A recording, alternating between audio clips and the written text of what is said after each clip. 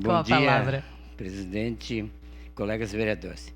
Queria ter o dom da palavra que tem o Adam e a maioria dos vereadores aqui nessa casa.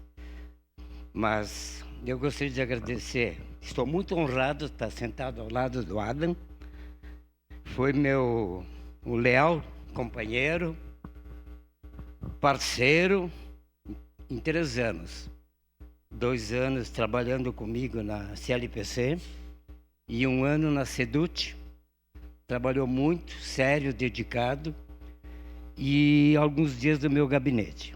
É uma honra estar sentado ao seu lado. Uma outra preocupação, senhora presidente, foi no sexta-feira passada, dia 22 de março, faleceu um menino com 11 anos na cidade de Viamão, eletrocutado. Estou preocupadíssimo.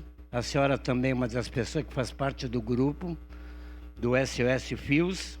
Nós temos que tentar reativar essas reuniões, esse trabalho que fizemos no ano passado, apesar de ser muito pouco eficiente.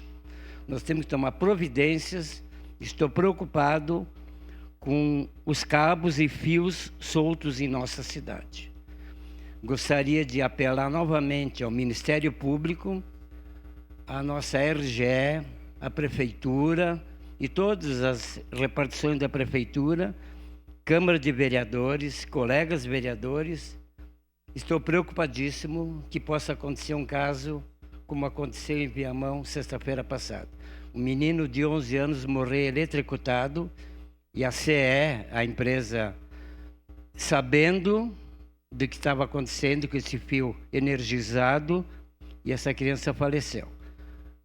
Gostaria, repetindo, que não gostaria que acontecesse em Caxias ou em qualquer parte do nosso estado do Brasil uma pessoa morrer eletrocutada.